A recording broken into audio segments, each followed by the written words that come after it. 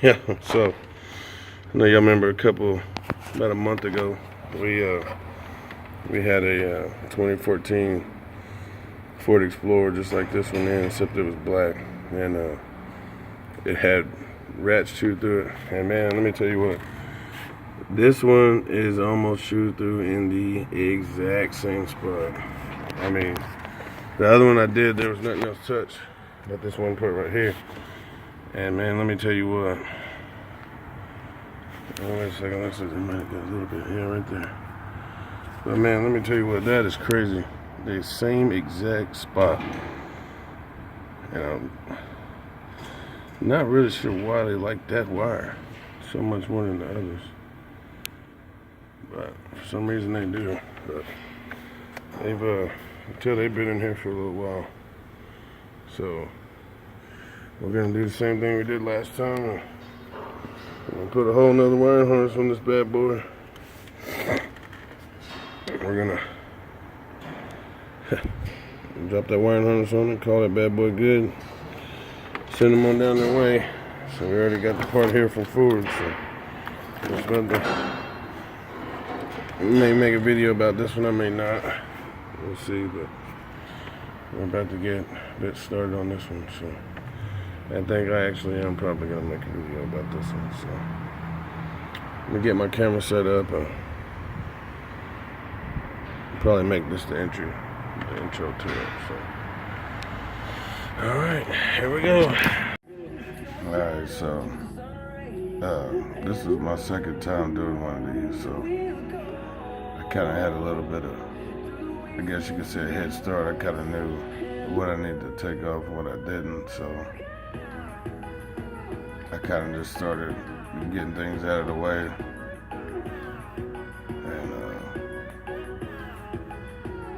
Basically just, trying to correct all the mistakes I made the first time and make sure that the connectors came off. And I think the hardest part about this job is taking out the wire loom,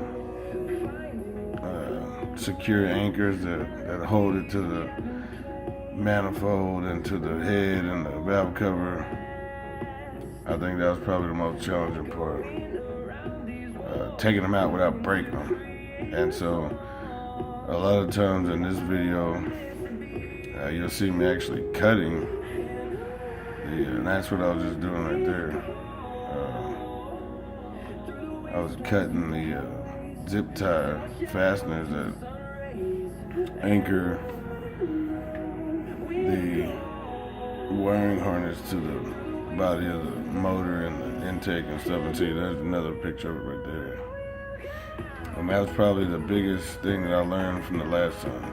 The first time I did it, I spent a lot of time prying on the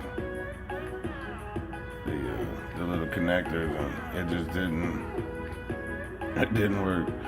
And this one's got a lot of little hard connectors to get to, so that's why you see me using tools a lot to disconnect the connectors, because it's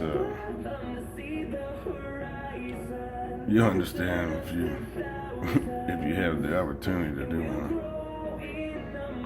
And here I'm trying to get a good camera angle if I can.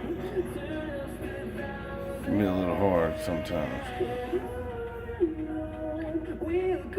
especially the way that the camera's mounted. It's hard for me to get up in there and let y'all see exactly what's happening.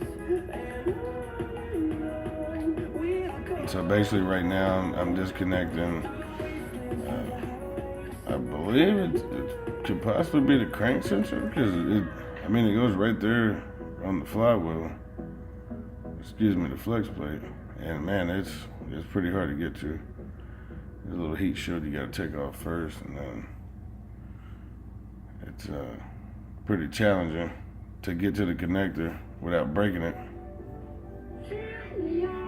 And that's something you don't want to break, because then you got to separate the transmission from the motor, or at the very least pull out the manifold.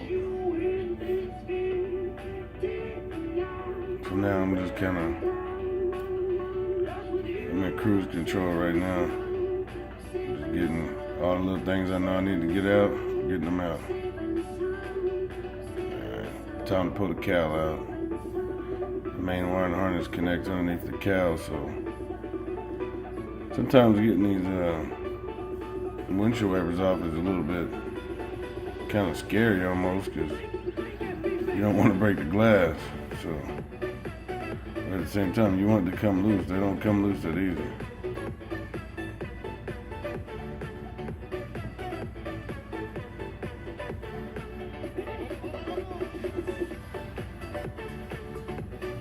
Yeah, this is all trying to make sure I'm getting everything off without breaking anything. Everything up underneath here is made out of plastic, so.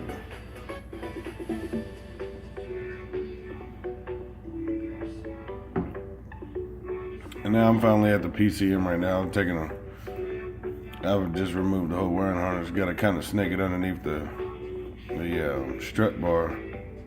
And there's two connectors that go to the PCM, and then one that probably goes to the body control module. I'm not really sure where it goes, but the harness actually clips into the firewall. So, and there's a real tricky little connector on the back of the rear head back there. It's not the funnest to get to, but once you know about it, it ain't that bad. It's just, knowing is half the battle. So, and now I'm just going through and reconnecting everything, making sure everything's connected and everything's tight. And actually, right there, I believe I was coming in with the fuel line right there. Yeah. I always want to make sure that fuel line is nice and tight.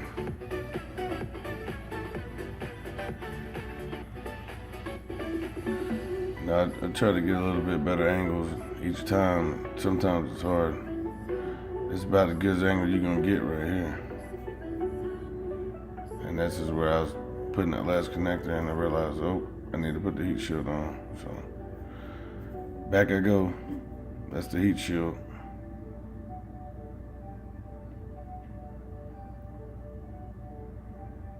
Yeah, now it's just finalizing everything, making sure everything's buttoned down in the back before I drop this manifold down. Yeah, it's a new gasket. And there's a little hidden bolt back there underneath the throttle body, a little 8mm. Make sure you want to grab that one, because it will keep you from pulling that manifold.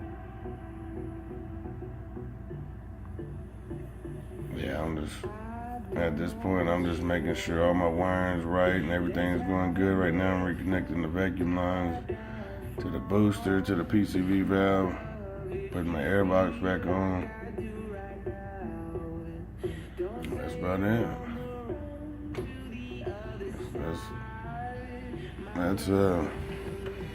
That's about as good as it gets. I guess is what they say. So, if you have any questions or comments, you leave it in my page here, and I'll try to get back with you as quick as I can, or suggestions. But hit subscribe and like and share if you would, please.